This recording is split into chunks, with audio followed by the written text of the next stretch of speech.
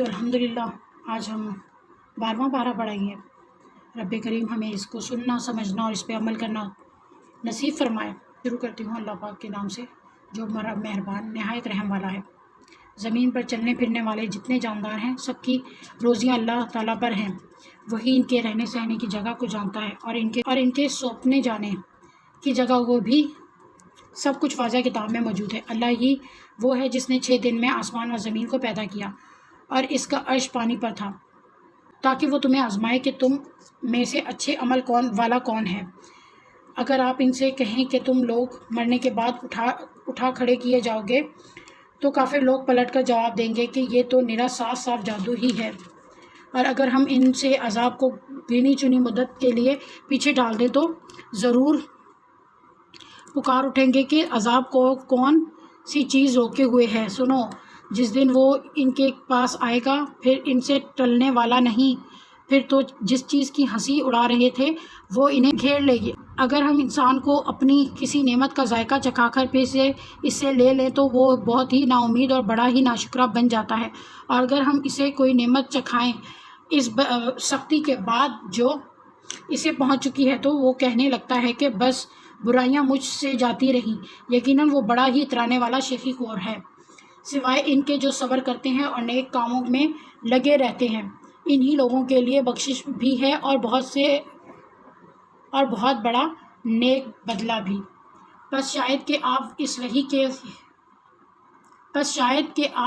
وحی کے کسی حصے کو چھوڑ دینے والے ہیں جو آپ کی طرف نازل کی جاتی ہے اور اس سے آپ کا دل تنگ ہے، صرف ان کی اس بات پر کہ اس پر کوئی خزانہ کیوں نہیں اترا یا اس کے ساتھ کوئی فرشتہ ہی آتا۔ سن لیجئے، آپ تو صرف ڈرانے والے ہی ہیں اور ہر چیز کا ذمہ دار اللہ تعالیٰ ہے۔ کیا یہ کہتے ہیں کہ اس قرآن کو اسی نے گھڑ لیا ہے؟ جواب دیجئے کہ پھر تم بھی اس کے مثل 10 صورتیں گھڑی ہوئی لے آؤ اور اللہ کے سوا جسے چاہو اپنے ساتھ بلا بھی لو اگر تم سچے ہو۔ پھر اگر وہ تمہاری اس بات کو قبول نہ کرے تو تم یقین سے جان لو کہ یہ قرآن اللہ کے علم کے ساتھ اتارا گیا ہے اور یہ کہ اللہ کے سوا کوئی معبود نہیں۔ بس کیا تم مسلمان ہوتے ہو؟ جو شخص دنیا کی زندگی اور اس کی زینت پر فریفتہ ہوا چاہتا ہو، ہم ایسوں کو ان کے کل اعمال کا بدلہ یہیں بھرپور پہنچا دیتے ہیں اور یہاں انہیں کوئی کمی نہیں کی جاتی۔ ہاں، یہی وہ لوگ ہیں جن کے لیے آخرت میں سوائے آگ کے اور کچھ نہیں، اور جو کچھ انہوں نے یہاں کیا ہوگا وہاں سب اکارت ہے، اور جو کچھ ان کے اعمال تھے سب برباد ہونے والے ہیں۔ کیا وہ شخص جو اپنے رب کے پاس کس کی دلیل پر ہو اور اس کے ساتھ اللہ کی طرف کا گواہ ہو اور اس سے پہلے موسیٰ کی کتاب گواہ ہو جو پیشوا اور رحمت ہے، اوروں کے برابر ہو سکتا ہے؟ یہی لوگ ہیں جو اس پر ایمان رکھتے ہیں، اور تمام فرقوں میں سے جو بھی اس کے منکر ہو اس کے آخری وعدے کی جگہ جہنم ہے۔ بس تو اس میں کسی قسم کے شبہ میں نہ رہ، یقیناً یہ تیرے رب کی جانب سے سراسر پر حق ہے، لیکن اکثر لوگ ایمان لانے والے نہیں ہوتے۔ اس سے بڑھ کر ظالم کون ہوگا جو اللہ پر جھوٹ باندھے؟ یہ لوگ اپنے پروردگار کے سامنے پیش کیے جائیں گے اور سارے گواہ کہیں گے کہ یہ وہ لوگ ہیں جنہوں نے اپنے پروردگار پر جھوٹ باندھا۔ خبردار ہو، اللہ کی لعنت ہے ظالموں پر جو اللہ کی راہ سے روکتے ہیں اور اس میں کجی تلاش کر لیتے ہیں، یہی آخرت کے منکر ہیں۔ نہ یہ لوگ دنیا میں اللہ کو ہرا سکے اور نہ ان کا کوئی حمایتی اللہ کے سوا ہوا۔ ان کے لیے عذاب دگنا کیا جائے گا۔ نہ یہ سننے کی طاقت رکھتے ہیں اور نہ یہ دیکھتے ہی تھے۔ یہی ہیں جنہوں نے اپنا نقصان آپ کر لیا اور وہ سب کچھ ان سے کھو گیا جو انہوں نے گھڑ رکھا تھا۔ بے شک یہی لوگ آخرت میں ضیاء کار ہوں گے۔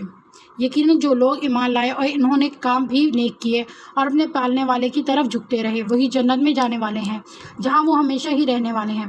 ان دونوں فرقوں کی مثال اندھے، بہرے اور دیکھنے سننے والے جیسی ہے۔ کیا یہ دونوں مثال میں برابر ہیں؟ کیا پھر بھی تم نصیحت حاصل نہیں کرتے؟ یقیناً ہم نے نوح علیہ السلام کو اس کی قوم کی طرف رسول بنا کر بھیجا کہ میں تمہیں صاف صاف ہوشیار کر دینے والا ہوں کہ تم صرف اللہ ہی کی عبادت کرو، مجھے تو تم پر دردناک دن کے عذاب کا خوف ہے۔ اس کی قوم کے کافروں کے سرداروں نے جواب دیا کہ ہم تو تجھے اپنے جیسا انسان ہی دیکھتے ہیں اور تیرے تابعداروں کو بھی ہم دیکھتے ہیں۔ یہ لوگ واضح طور پر سوائے نیچ لوگوں کے اور کوئی نہیں جو بے سوچے سمجھے تیری پیروی کر رہے ہیں۔ ہم تو تمہاری کسی قسم کی برتری اپنے اوپر نہیں دیکھ رہے، بلکہ ہم تو تمہیں جھوٹا سمجھ رہے ہیں۔ نوح نے کہا، میری قوم والوں، مجھے بتاؤ تو اگر میں اپنے رب کے پاس سے کسی دلیل پر ہوا اور مجھے اس نے اپنے پاس کی کوئی رحمت عطا کی ہو، پھر وہ تمہاری نگاہوں میں نہ آئی ہو، کیا زبردستی میں اسے تمہارے گلے منڈ دوں حالانکہ تم اس سے بیزار ہو؟ میری قوم والوں، میں تم سے اس پر کوئی مال نہیں مانگتا، میرا ثواب تو صرف اللہ تعالیٰ کے ہاں ہے۔ نہ میں ایمان والوں کو اپنے پاس سے نکال سکتا ہوں اور انہیں اپنے رب سے ملنا ہے، لیکن میں دیکھتا ہوں کہ تم لوگ جہالت کر رہے ہو۔ میری قوم کے لوگوں، اگر میں ان مومنوں کو اپنے پاس سے نکال دوں تو اللہ کے مقابلے میں میری مدد کون کر سکتا ہے؟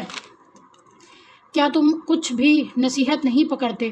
میں تم سے نہیں کہتا کہ میرے پاس اللہ کے خزانے ہیں، سنو، میں غیب کا علم بھی نہیں رکھتا، نہ میں یہ کہتا ہوں کہ میں کوئی فرشتہ ہوں، نہ میرا یہ قول ہے کہ جن پر تمہاری نگاہیں ذلت سے پڑ رہی ہیں انہیں اللہ تعالیٰ کوئی نعمت دے گا ہی نہیں، ان کے دل میں جو ہے اسے اللہ ہی خوب جانتا ہے۔ اگر میں ایسی بات کہوں تو یقیناً میرا شمار ظالموں میں ہوگا۔ قوم کے لوگوں نے کہا، اے نوح، تو نے ہم سے بحث کر لی اور خوب بحث کر لی، اب تو جس چیز سے ہمیں دھمکا رہا ہے وہی ہمارے پاس لے آ اگر تو سچوں میں ہے۔ جواب دیا کہ اسے بھی اللہ تعالیٰ ہی لائے گا اگر وہ چاہے، اور ہاں، تم اسے ہرانے والے نہیں ہو، تمہیں میری خیر خواہی کچھ بھی نفع نہیں دے سکتی، گو میں کتنی ہی تمہاری خیر خواہی کیوں نہ چاہوں، بشرطیہ اللہ کا ارادہ تمہیں گمراہ کرنے کا ہو، وہی تم سب کا پروردگار ہے اور اسی کی طرف لوٹائے جاؤ گے۔ کیا یہ کہتے ہیں کہ اسے خود اسی نے گھڑ لیا ہے؟ تو جواب دے کہ اگر میں نے اسے گھڑ لیا ہو تو میرا گناہ مجھ پر ہے اور میں ان گناہوں سے بری ہوں جو تم کر رہے ہو۔ نوح کی طرف وہی بھیجی گئی کہ تیری قوم میں سے جو ایمان لا چکے ہیں ان کے سوا اور کوئی اب ایمان لائے گا ہی نہیں، بس تو ان کے کاموں پر غمگین نہ ہو اور ایک کشتی ہماری آنکھوں کے سامنے اور ہماری وحی سے تیار کر، اور ظالموں کے بارے میں ہم سے کوئی بات چیت نہ کر، وہ پانی میں ڈبو دیے جانے والے ہیں۔ اور نوح کشتی بنانے لگے، ان کی قوم کے جو سردار ان کے پاس سے گزرتے وہ ان کا مذاق اڑاتے، وہ کہتے اگر تم ہمارا مذاق اڑاتے ہو تو ہم بھی تم پر ایک دن ہنسیں گے جیسے تم ہم پر ہنستے ہو، تمہیں بہت جلد معلوم ہو جائے گا کہ کس پر عذاب آتا ہے، سو اسے رسوا کرے اور اس پر ہمیشگی کی سزا اتر آئے، یہاں تک کہ جب ہمارا حکم آ پہنچا اور تنور ابلنے لگا،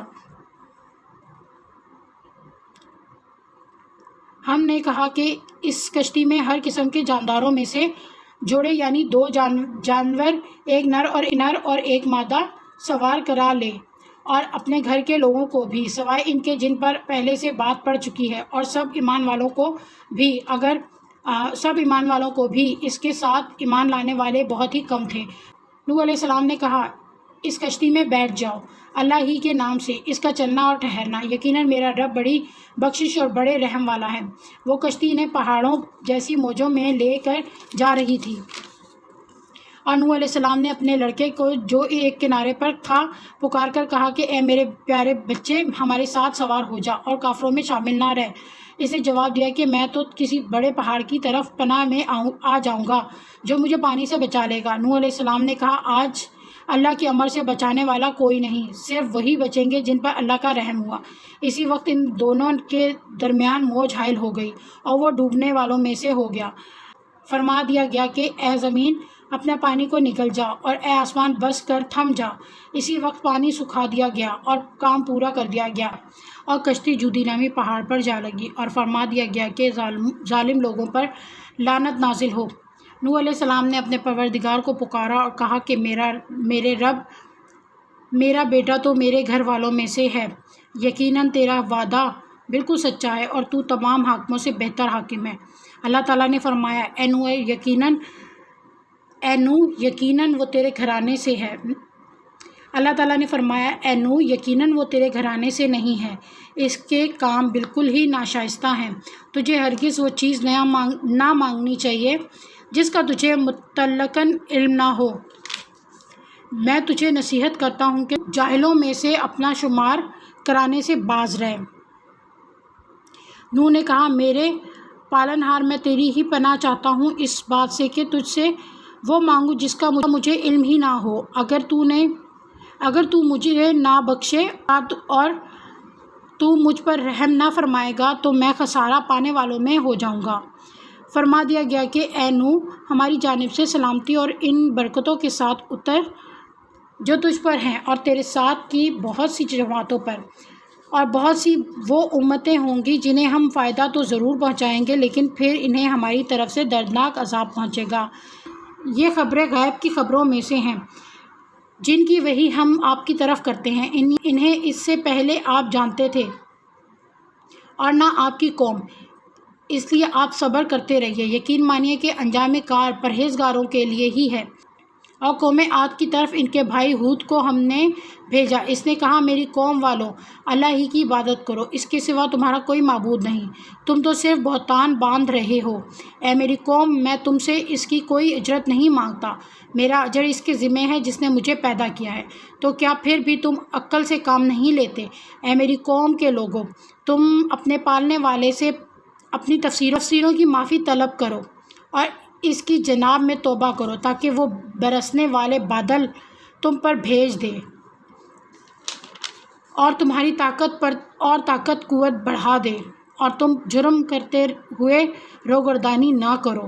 انہوں نے کہا اے ہود، تو ہمارے پاس کوئی دلیل تو لایا نہیں اور ہم صرف تیرے کہنے سے اپنے معبودوں کو چھوڑنے والے نہیں اور نہ ہم تجھ پر ایمان لانے والے ہیں، بلکہ ہم تو یہی کہتے ہیں تو ہمارے کسی معبود کے برے چپیٹے میں آ گیا ہے۔ اس نے جواب دیا کہ میں اللہ کو گواہ کرتا ہوں اور تم بھی گواہ رہو کہ میں تو اللہ کے سوا ان سب سے بیزار ہوں جنہیں تم شریک بنا رہے ہو۔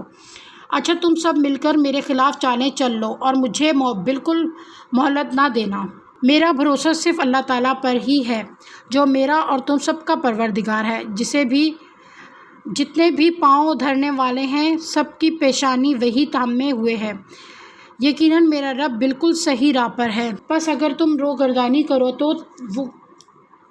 تو کرو، میں تو تمہیں وہ پیغام پہنچا چکا جو دے کر مجھے تمہاری طرف بھیجا گیا تھا۔ میرا رب تمہارے قائم مقام اور لوگوں کو کر دے گا اور تم اس کا کچھ بھی بگاڑ نہ سکو گے۔ یقیناً میرا پروردگار ہر چیز پر نگہبان ہے۔ اور جب ہمارا حکم آ پہنچا تو ہم نے ہود کو اور اس کے مسلمان ساتھیوں کو اپنی خاص رحمت سے نجات عطا فرمائی اور ہم نے ان سب کو سخت عذاب سے بچا لیا۔ یہ تھی قوم عاد جنہوں نے اپنے رب کی آیتوں کا انکار کیا اور اس کے رسولوں کی نافرمانی کی اور ہر سرکش نافرمان کی حکم کی تابعداری کی۔ دنیا میں بھی ان کے پیچھے لعنت دی گئی اور قیامت کے دن بھی دیکھ لو قوم عاد نے اپنے رب سے کفر کیا۔ ہود کی قوم عاد پر دوری ہو اور قوم سمود کی طرف ان کے بھائی صالح کو بھیجا۔ اس نے کہا کہ اے میری قوم، تم اللہ کی عبادت کرو، اس کے سوا تمہارا کوئی معبود نہیں۔ اسی نے تمہیں زمین سے پیدا کیا ہے اور اس نے اس زمین میں تمہیں بسایا ہے، پس تم اس سے معافی طلب کرو اور اس کی طرف رجوع کرو، بے شک میرا رب قریب ہے، دعاؤں کا قبول کرنے والا ہے۔ انہوں نے کہا اے صالح، اس سے پہلے تو ہم تجھ سے بہت کچھ امیدیں لگائے ہوئے تھے، کیا تو ہمیں ان کی عبادتوں سے روک رہا ہے جن کی عبادت ہمارے باپ دادا کرتے چلے آئے؟ ہمیں تو اس دین میں حیران کن شک ہے جس کی طرف تو ہمیں بلا رہا ہے۔ اس نے جواب دیا کہ اے میری قوم کے لوگوں، ذرا بتاؤ تو اگر میں اپنے رب کی طرف سے کسی مضبوط دلیل پر ہوا اور اس نے مجھے اپنے پاس کی رحمت عطا کی ہو، پھر اگر میں نے اس کی نافرمانی کر لی تو کون ہے جو اس کے مقابلے میں میری مدد کرے؟ تو تم تو میرا نقصان ہی بڑھا رہے ہو۔ اور اے میری قوم والو، یہ اللہ کی بھیجی ہوئی اونٹنی ہے جو تمہارے لیے ایک معجزہ ہے، اب تم اسے اللہ کی زمین میں کھاتی ہوئی چھوڑ دو اور اسے کسی طرح کی ایذا نہ پہنچاؤ ورنہ فوری عذاب تمہیں پکڑ لے گا۔ پھر بھی ان لوگوں نے اس اونٹنی کے پاؤں کاٹ ڈالے۔ اس پر صالح نے کہا کہ اچھا تم اپنے گھروں میں 3 دن تک تو رہ سہ لو، یہ وعدہ جھوٹا نہیں ہے۔ پھر جب ہمارا فرمان آ پہنچا، ہم نے صالحہ کو اور ان کے ایمان والوں کو اپنی رحمت سے اس سے بھی بچا لیا اور اس دن کی رسوائی سے بھی۔ یقیناً تیرا رب نہایت توانا اور غالب ہے۔ اور ظالموں کو بڑے زور کی چنگھاڑ نے آ دبوچا، پھر تو وہ اپنے گھروں میں اوندھے پڑے ہوئے رہ گئے، ایسے کہ گویا وہ وہاں کبھی آباد ہی نہ تھے۔ آگاہ رہو کہ قوم سمود نے اپنے رب سے کفر کیا۔ سن لو، ان سمودیوں پر پھٹکار ہے۔ اور ہمارے بھیجے ہوئے پیغمبر ابراہیم کے پاس خوشخبری لے کر پہنچے اور سلام کہا، انہوں نے بھی جواب سلام دیا اور بغیر کسی تاخیر کے گائے کا بھنا ہوا بچھڑا لے آئے۔ اب جو دیکھا کہ ان کے تو ہاتھ بھی اس کی طرف نہیں پہنچ رہے، تو ان سے اجنبیت محسوس کر کے دل ہی دل میں ان سے خوف کرنے لگے۔ انہوں نے کہا، ڈرو نہیں، ہم تو قوم لوط کی طرف بھیجے ہوئے آئے ہیں۔ اس کی بیوی جو کھڑی ہوئی تھی وہ ہنس پڑی، تو ہم نے اسے اسحاق کی اور اسحاق کے پیچھے یعقوب کی خوشخبری دی۔ وہ کہنے لگی، ہائے میری کم بختی، میرے ہاں اولاد کیسے ہو سکتی ہے؟ میں خود بڑھیا اور یہ میرے خاوند بھی بہت بڑی عمر کے ہیں، یہ تو یقیناً بڑی عجیب بات ہے۔ فرشتوں نے کہا، کیا تو اللہ کی قدرت سے تعجب کر رہی ہے؟ تم پر اے اس گھر کے لوگوں اللہ کی رحمت اور اس کی برکتیں نازل ہوں۔ بے شک اللہ حمد و ثنا کا سزاوار اور بڑی شان والا ہے۔ جب ابراہیم کا ڈر خوف جاتا رہا اور اسے بشارت بھی پہنچ چکی، تو ہم سے قوم لوط کے بارے میں کہنے سننے لگا، یقیناً ابراہیم بہت تحمل والے، نرم دل اور اللہ کی جانب جھکنے والے تھے۔ اے ابراہیم، اس خیال کو چھوڑ دیجیے، آپ کے رب کا حکم آ پہنچا ہے اور ان پر نہ ٹالے جانے والا عذاب ضرور آنے والا ہے۔ جب ہمارے بھیجے ہوئے فرشتے لوط کے پاس پہنچے تو وہ ان کی وجہ سے بہت غمگین ہو گئے اور دل ہی دل میں گھٹنے لگے اور کہنے لگے کہ آج کا دن بڑی مصیبت کا دن ہے۔ اور اس کی قوم دوڑتی ہوئی اس کے پاس آ پہنچی، وہ تو پہلے ہی سے بدکاریوں میں مبتلا تھی۔ لوط علیہ السلام نے کہا، اے قوم کے لوگوں، یہ ہیں میری بیٹیاں جو تمہارے لیے بہت ہی پاکیزہ ہیں، اللہ سے ڈرو اور مجھے میرے مہمانوں کے بارے میں رسوا نہ کرو۔ کیا تم میں ایک بھی بھلا آدمی نہیں؟ انہوں نے جواب دیا کہ تو بخوبی جانتا ہے کہ ہمیں تو تیری بیٹیوں پر کوئی حق نہیں ہے اور تو ہماری اصلی چاہت سے بخوبی واقف ہے۔ لوط علیہ السلام نے کہا، کاش کہ مجھ میں تم سے مقابلہ کرنے کی قوت ہوتی یا میں کسی زبردست کا آسرا پکڑ پاتا۔ اب فرشتوں نے کہا، اے لوط، ہم تیرے پروردگار کے بھیجے ہوئے ہیں، ناممکن ہے کہ یہ تجھ تک پہنچ جائے، پس تو اپنے گھر والوں کو لے کر کچھ رات رہے نکل کھڑا ہو۔ تم میں سے کسی کو مڑ کر بھی نہ دیکھنا چاہیے بجز تیری بیوی کے، اس لیے کہ اسے بھی وہی پہنچنے والا ہے جو ان سب کو پہنچے گا۔ یقیناً ان کے وعدے کا وقت صبح کا ہے، کیا صبح بالکل قریب نہیں؟ پھر جب ہمارا حکم آ پہنچا، ہم نے اس بستی کو زیر و زبر کر دیا، اوپر کا حصہ نیچے کر دیا اور ان پر کنکریلے پتھر برسائے جو طے بہ طے تھے، تیرے رب کی طرف سے نشاندار تھے اور وہ ان ظالموں سے کچھ بھی دور نہ تھے۔ اور ہم نے مدین والوں کی طرف ان کے بھائی شعیب کو بھیجا، اس نے کہا، اے میری قوم، اللہ کی عبادت کرو، اس کے سوا تمہارا کوئی معبود نہیں، اور ناپ تول میں بھی کمی نہ کرو۔ میں تو تمہیں آسودہ حال دیکھ رہا ہوں اور مجھے تم پر گھیرنے والے دن کے عذاب کا خوف بھی ہے۔ اے میری قوم، ناپ تول انصاف کے ساتھ پوری کرو، لوگوں کو ان کی چیزیں کم نہ دو اور زمین میں فساد اور خرابی نہ مچاؤ۔ اللہ تعالیٰ کا حلال کیا ہوا جو بچ رہے تمہارے لیے بہت ہی بہتر ہے اگر تم ایمان والے ہو۔ میں تم پر کچھ نگہبان اور دروغہ نہیں ہوں۔ انہوں نے جواب دیا کہ اے شعیب، کیا تیری صلاۃ تجھے یہی حکم دیتی ہے کہ ہم اپنے باپ داداؤں کے معبودوں کو چھوڑ دیں اور ہم اپنے مالوں میں سے جو کچھ چاہیں اس کا کرنا بھی چھوڑ دیں؟ تو بڑا ہی باوقار اور نیک چلن آدمی ہے۔ اے میری قوم، دیکھو تو اگر میں اپنے رب کی طرف سے روشن دلیل کے لیے ہوں اور اس نے مجھے اپنے پاس سے بہترین روزی دے رکھی ہے، میرا یہ ارادہ بالکل نہیں کہ تمہارے خلاف کر کے خود اس چیز کی طرف جھک جاؤں جس سے تمہیں روک رہا ہوں۔ میرا ارادہ تو اپنی طاقت بھر اصلاح کرنے کا ہے۔ میری توفیق اللہ ہی کی مدد سے ہے، اسی پر میرا بھروسہ ہے اور اسی کی طرف میں رجوع کرتا ہوں۔ اے میری قوم کے لوگوں، کہیں ایسا نہ ہو کہ تم کو میری مخالفت ان عذابوں کا مستحق بنا دے جو قوم نوح اور قوم ہود اور قوم صالحہ کو پہنچے اور قوم صالح کو پہنچی ہے، اور قوم لوط تو تم سے کچھ دور نہیں۔ تم اپنے رب سے استغفار کرو اور اس کی طرف توبہ کرو، یقین مانو کہ میرا رب بڑی مہربانی والا اور بہت محبت کرنے والا ہے۔ انہوں نے کہا، اے شعیب، تیری اکثر باتیں تو ہماری سمجھ میں ہی نہیں آتی، اور ہم تو تجھے اپنے اندر بہت کمزور پاتے ہیں۔ اگر تیرے قبیلے کا خیال نہ ہوتا تو ہم تجھے سنسار کر دیتے، اور ہم تجھے کوئی حیثیت والی ہستی نہیں گنتے۔ انہوں نے جواب دیا کہ اے میری قوم کے لوگوں، کیا تمہارے نزدیک میرے قبیلے کے لوگ اللہ سے بھی زیادہ ذی عزت ہیں کہ تم نے اس سے پس پشت ڈال دیا؟ یقیناً میرا رب جو کچھ تم کر رہے ہو سب کو گھیرے ہوئے ہے۔ اے میری قوم کے لوگوں، اب تم اپنی جگہ عمل کیے جاؤ، میں بھی عمل کر رہا ہوں۔ تمہیں عنقریب معلوم ہو جائے گا کہ کس کے پاس وہ عذاب آتا ہے جو اسے رسوا کر دے، اور کون ہے جو جھوٹا ہے۔ تم انتظار کرو، میں بھی ساتھ منتظر ہوں جب ہمارا حکم عذاب آ پہنچے گا۔ ہم نے شعیب کو اور ان کے ساتھ تمام مومنوں کو اپنی خاص رحمت سے نجات بخشی، اور ظالموں کو سخت چنگھاڑ کے عذاب نے دھر دبوچا، جس سے وہ اپنے گھروں میں اوندھے پڑے ہوئے ہو گئے، گویا کہ وہ ان گھروں میں کبھی بسے ہی نہ تھے۔ آگاہ رہو، مدین کے لیے بھی ویسی ہی دوری ہے جیسی دوری سمود کو ہوئی، اور یقیناً ہم نے ہی موسیٰ کو اپنی آیات اور روشن دلیلوں کے ساتھ بھیجا ہے فرعون اور اس کے سرداروں کی طرف۔ پھر بھی ان لوگوں نے فرعون کے احکام کی پیروی کی، اور فرعون کا کوئی حکم درست تھا ہی نہیں۔ وہ تو قیامت کے دن اپنی قوم کے پیش رو ہو کر ان سب کو دوزخ میں جا کھڑا کرے گا۔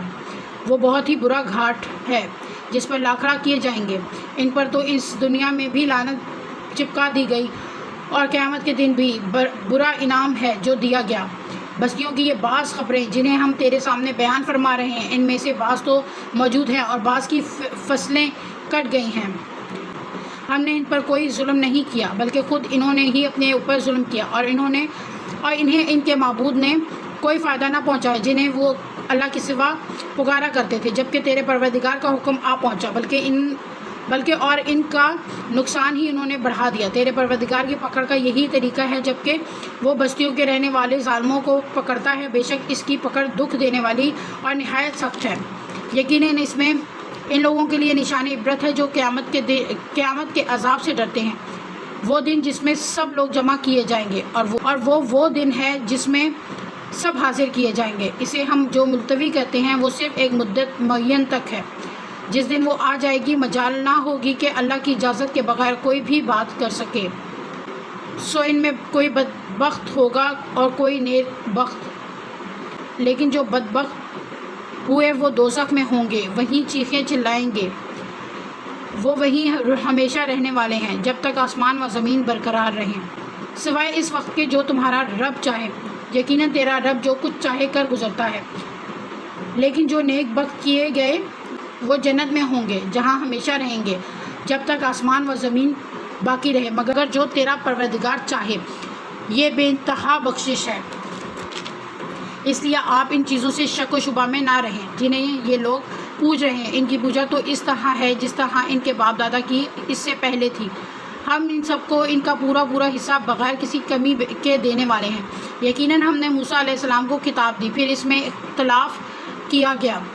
اگر پہلے ہی آپ کے رب کی بات صادق نہ ہو گئی ہوتی تو یقیناً ان کا فیصلہ کر دیا جاتا۔ انہیں تو اس میں سخت شبہ ہے۔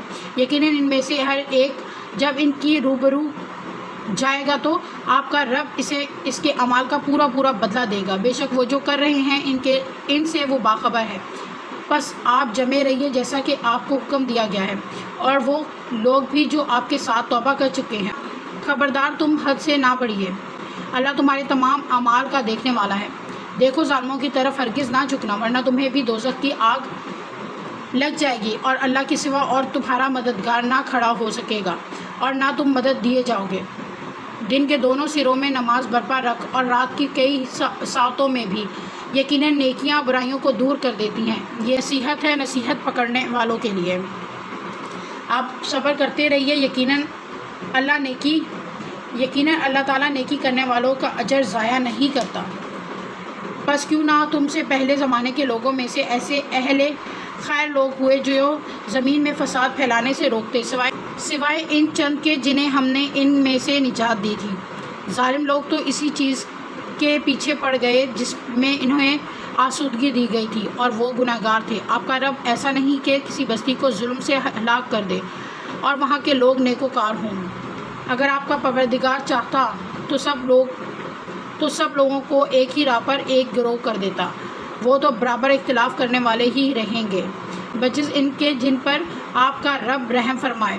انہیں تو اسی لیے پیدا کیا ہے، اور آپ کے رب کی یہ بات پوری ہے کہ میں جہنم کو جنوں اور انسانوں سب سے پر کروں گا۔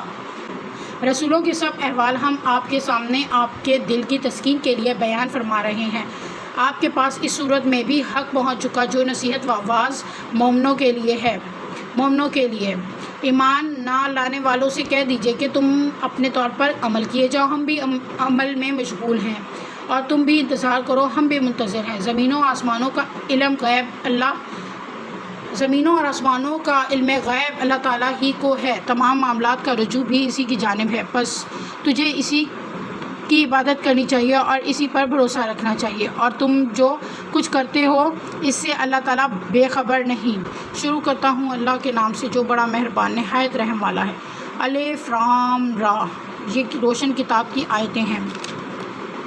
یقیناً ہم نے اس کو قرآن عربی نازل فرمایا ہے کہ تم سمجھ سکو۔ ہم آپ کے سامنے بہترین بیان پیش کرتے ہیں اس وجہ سے کہ ہم نے آپ کی جانب یہ قرآن وحی کے ذریعے نازل کیا ہے، اور یقیناً آپ اس سے پہلے بے خبروں میں سے تھے۔ جب کہ یوسف نے اپنے باپ سے ذکر کیا کہ ابا جان، میں نے 11 ستاروں کو اور سورج چاند کو دیکھا کہ وہ سب مجھے سجدے کر رہے ہیں۔ یعقوب علیہ السلام نے کہا، پیارے بچے، اپنے اس خواب کا ذکر اپنے بھائیوں سے نہ کرنا، ایسا نہ ہو کہ وہ تیرے ساتھ کوئی فریب کاری کرے۔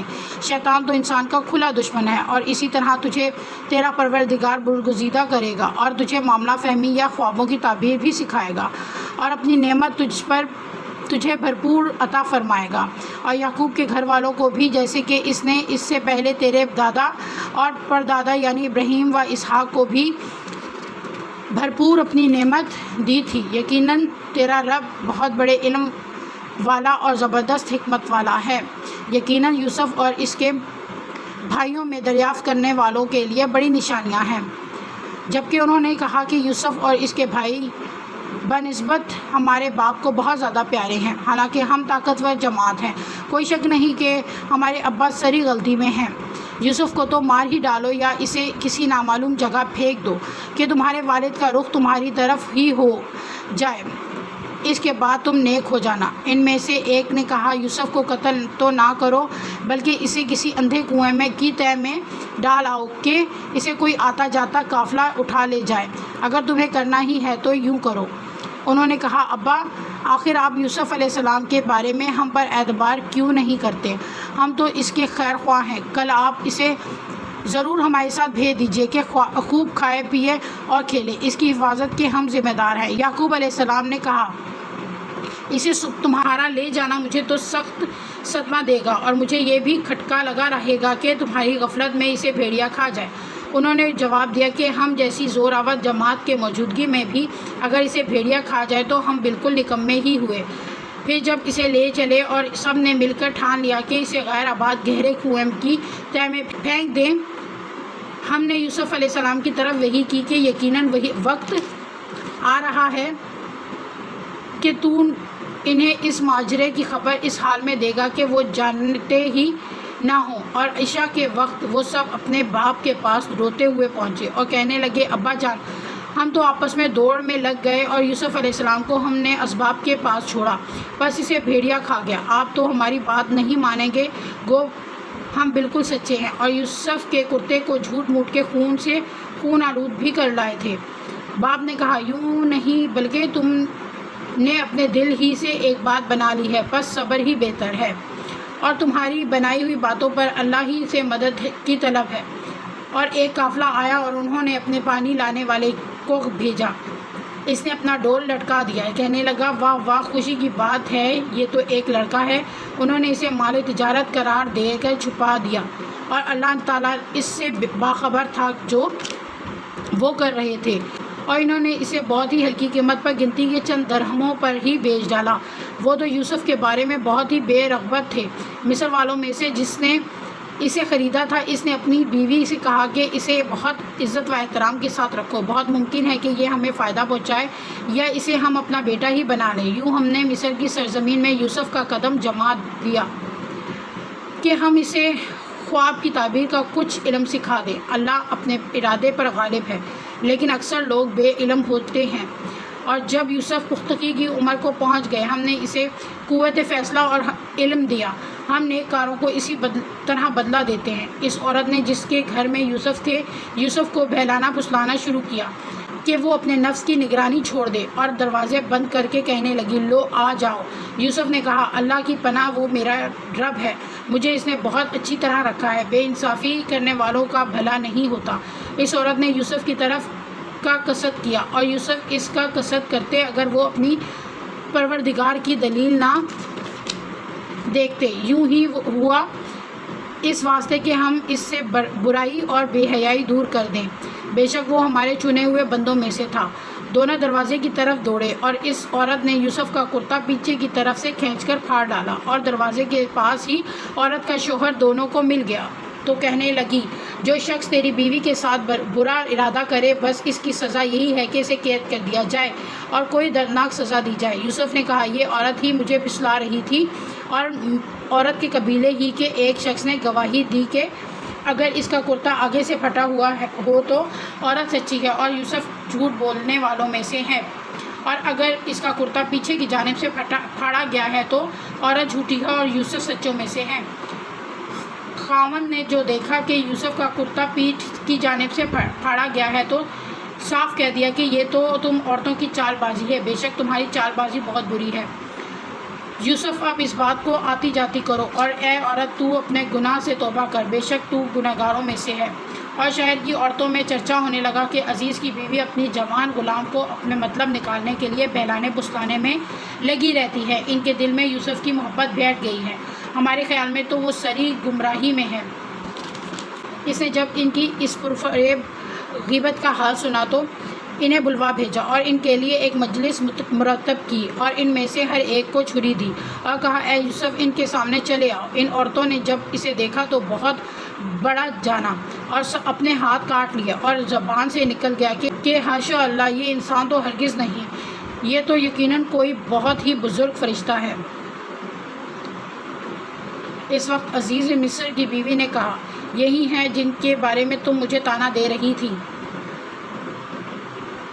میں نے ہر چند اس سے اپنا مطلب حاصل کرنا چاہا، لیکن یہ بال بال بچا رہا، اور جو کچھ میں اس سے کہہ رہی ہوں اگر یہ نہ کرے گا تو یقیناً یہ قید کر دیا جائے گا، اور بے شک یہ بہت ہی بے عزت ہوگا۔ یوسف علیہ السلام نے دعا کی کہ اے میرے پروردگار، جس بات کی طرف یہ عورتیں مجھے بلا رہی ہیں، اس سے تو مجھے جیل خانہ بہت پسند ہے۔ اگر تو نے ان کا فن فریب مجھ سے دور نہ کیا تو میں تو ان کی طرف مائل ہو جاؤں گا اور بالکل نادانوں میں جا ملوں گا۔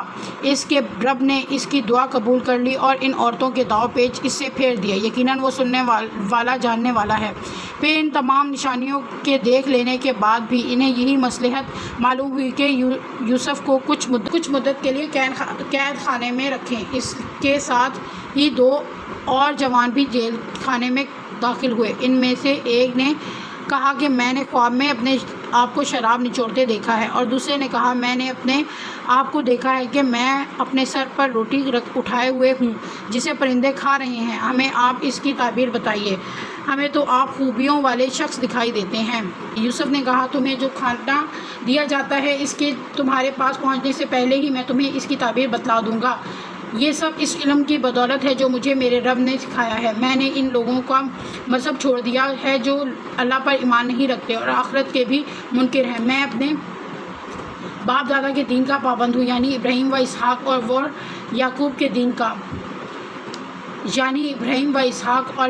دین کا۔ ہمیں ہرگز یہ سزاوار نہیں کہ ہم اللہ کے ساتھ کسی کو بھی شریک کریں۔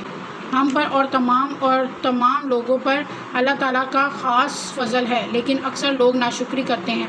اے میرے قید خانے کے ساتھیوں، کیا متفرق کئی ایک پروردگار بہتر ہے یا ایک زبردست طاقتور؟ اس کے سوا تم جن کے پوجا پاٹ کر رہے ہو وہ سب نام ہی کے نام ہیں جو تم نے اور تمہارے باپ داداؤں نے خود ہی گھڑ لیے ہیں۔ اللہ تعالیٰ نے ان کی کوئی دلیل نازل نہیں فرمائی۔ فرمان روائی صرف اللہ تعالیٰ ہی کی ہے۔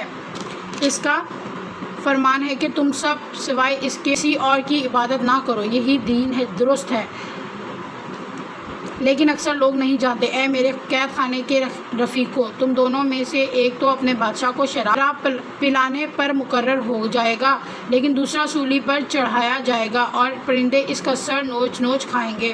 تم دونوں جس کے بارے میں تحقیق کر رہے تھے، اس کا کام کا فیصلہ کر دیا گیا، اور جس کی نسبت یوسف کا گمان تھا کہ ان دونوں میں سے یہ چھوٹ جائے گا، اس سے کہا کہ اپنے بادشاہ سے میرا ذکر بھی کر دینا۔ پھر اسے شیطان نے اپنے بادشاہ سے ذکر کرنا بھلا دیا، اور یوسف نے کئی سال قید خانے میں ہی کاٹے۔ بادشاہ نے کہا، میں نے خواب میں دیکھا ہے کہ 7 موٹی تازی فربا گائے ہیں، جن کو 7 لاغر دبلی پتلی گائے کھا رہی ہیں، اور 7 بالیاں ہیں ہری بھری، اور دوسری 7 بالکل خشک۔ اے درباریوں، میرے اس خواب کی تعبیر بدلاؤ، اگر تم خواب کی تعبیر دے سکتے ہو۔ انہوں نے جواب دیا کہ یہ تو اڑتے اڑتے پریشان خواب ہیں، اور ایسے شوریدہ پریشان خوابوں کی تعبیر جاننے والے ہم نہیں۔ ان 2 قیدیوں میں سے جو رہا ہوا تھا، اسے مدت کے بعد یاد آ گیا اور کہنے لگا، میں تمہیں اس کی تعبیر بتلا دوں گا، مجھے جانے کی اجازت دیجیے۔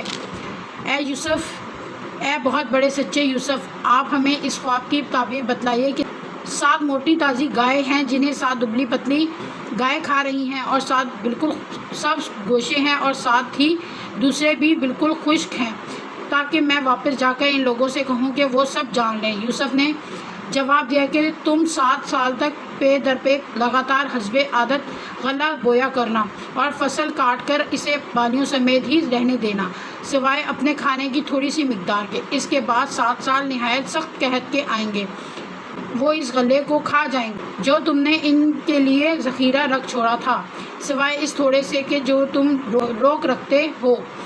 اس کے بعد جو سال آئے گا، اس میں لوگوں پر خوب بارش برسائی جائے گی، اور اس میں شیریں انگور بھی خوب نچوڑیں گے۔ اور بادشاہ نے کہا، یوسف کو میرے پاس لاؤ۔ جب قاصد یوسف کے پاس پہنچا تو انہوں نے کہا، اپنے بادشاہ کے پاس واپس جا اور اس سے پوچھ کہ ان عورتوں کا حقیقی واقعہ کیا ہے، جنہوں نے اپنے ہاتھ کاٹ لیے تھے۔ ان کے ہیلے کو صحیح طور پر جاننے والا میرا پروردگار ہی ہے۔ بادشاہ نے پوچھا، اے عورتوں، اس وقت کا صحیح واقعہ کیا ہے جب تم داؤ فریب کر کے یوسف کو اس کی دلی منشا سے بہکانا چاہتی تھی؟ انہوں نے صاف جواب دیا کہ معاذ اللہ، ہم نے یوسف میں کوئی برائی نہیں پائی۔ پھر تو عزیز کی بیوی بھی بول اٹھی کہ اب تو سچی بات نتھر آئی، میں نے ہی اسے ورگلایا تھا اس کے جی سے، اور یقیناً وہ سچوں میں سے ہے۔ یوسف علیہ السلام نے کہا، یہ اس واسطے کہ عزیز جان لے کہ میں نے اس کی پیٹھ پیچھے اس کی خیانت نہیں کی، اور یہ بھی کہ اللہ دغا بازوں کے ہٹکندے چلنے نہیں دیتا۔ صدق اللہ العظیم۔ الحمدللہ، ہمارا 12واں پارہ بھی مکمل ہو گیا۔ رب کریم ہمیں اس کو سننے کی، سمجھنے کی اور اس پر عمل کرنے کی توفیق عطا فرمائے۔ آمین یا رب العالمین۔